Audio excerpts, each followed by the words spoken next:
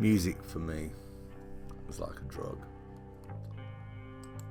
Always has been. Sometimes I only take drugs because it enhances music. And now with drugs, you start on the soft stuff. I went from Madonna to the Fresh Prince, Boom Boom, Shake the Fucking Room, to Oasis, then Nirvana, then on to Metallica. I just wanted a heavier hit, man.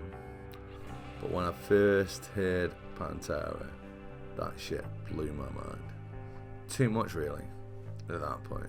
It's too violent, too hardcore for my fragile young mind, you could say. Say it was offensive. But I did, I learned to love it. Especially the melodic shit. All about Cowboys from Hell.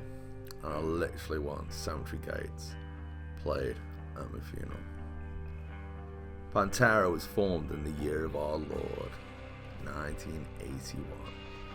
The brainchild of brothers Vinnie Paul and Darrell Abbott. Dimebag Darrell Abbott. Though originally not Pantera, it was called Gemini. Then it was called Eternity, and later Pantera. Thank God. I got into Pantera myself around 97, 98. I was on Far Beyond Driven.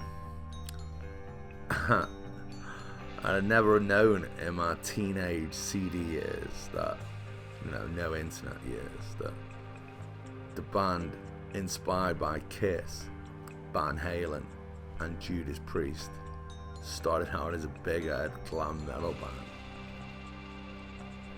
1988, an 18-year-old, Bill Anselmo, auditioned for the band and was instantly hired. Their next album, 1989, Power Metal, was their heaviest yet, mixing glam and thrash. After that shit, glam went out the window, and groove metal was born. And with Cowboys from Hell, commercial, worldwide success became a reality for Dimebag and Pantera. Anselmo's violent yet velvety vocals and Dimebag's seminal riffery made Pantera a top staple of 90s metal scene. Their next two albums got even heavier in my opinion and more violent and aggressive. But either way, they were hits. Pantera sold millions and millions of records. Later on there was Southern Treadkill. Pretty much came up as soon as I got into Pantera. That was the album that was out when I got into Pantera. And yeah, it was, I won't lie to you, it was a bit much. Going from listening to, Metallica's Reload, something like this,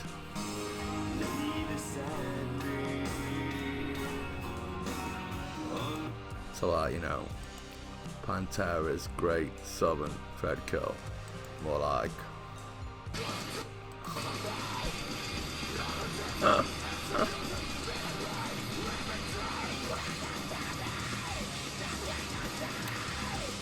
yeah, I was on upward spiral and then a downward spiral there, so that was too heavy. But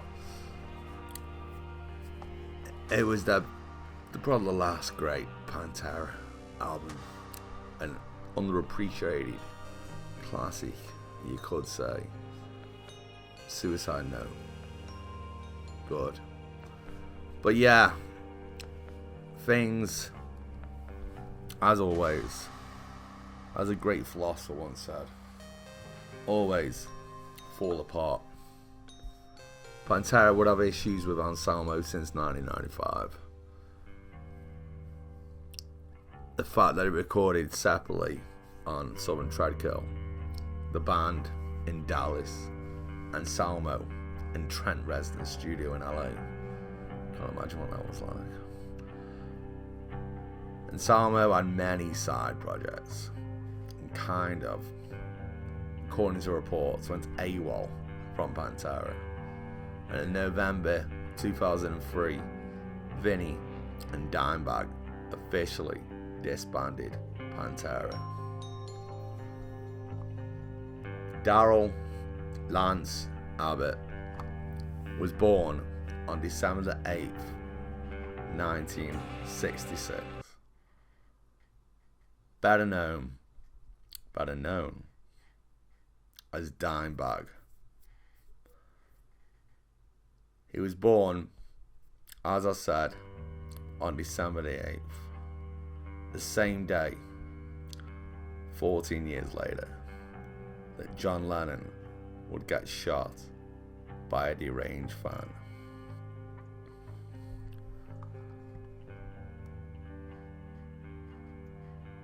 Vinny, Dimebag's brother, started playing the drums before Dimebag had even started playing guitar. The one thing I do find remarkable is that, as reported, Dimebag's first ever guitar was a guitar that I had in my very early stages of learning and playing in a band and whatnot. A Les Paul rip-off Hondo. I had one of them, and apparently, according to a favourite online source, that was his first guitar. I thought it was way too heavy, man, so you know what I mean? That's why Dimebag will live forever, and I probably won't. But no, nonetheless, he got into Pantera because they wanted his brother Vinny as a drummer. And Vinny basically said, if I'm joining the band, then you've got to take my brother Darrell, which they weren't so keen on, because as reported, he wasn't very good. But regardless, Dimebag was in. Pantera went on to be one of the biggest metal bands of all time, and Dimebag is and was considered one of the greatest guitarists of all time. Dimebag, though, was frustrated that Pantera split up, disbanded. He thought that was his life's work and it had gone down the drain. Dimebag and Vinny started to write new music, and he formed Damageplan in late 2003. Originally called Newfound Power, they changed to Damageplan and instead called their first album Newfound Power. It did moderately okay, but nothing like the success of Pantera. And Dimebag and Vinny were back on the tireless nightclub scene. On the 8th of April 2004, they found themselves at Bogart's nightclub in Cincinnati, Ohio, where whilst playing one of their fans, Nathan Gale, stormed the stage and caused thousands of pounds worth of damage to equipment. The band later joked, though, to say that Gale was the 5th member of the band. Maybe the 5th Beatle, right? Then, on December the 8th, 2004, Dimebag Darrell's birthday. The same day the first Beatle, John Lennon, was killed by a deranged fan, and the day that Dimebag was born.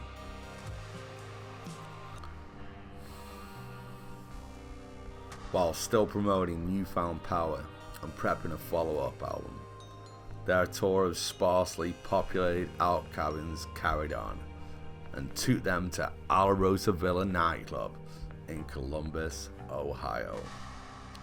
It was Dimebag's birthday, and the band were in good spirits, despite the prospect of a 400-ish crowd. It's noted that Dimebag had a good laugh with his brother Paul in the hours leading up to the gig. Dimebag's Vinny and Damageplan would take the stage at around 10:20 p.m, less than 1 minute into their opening song.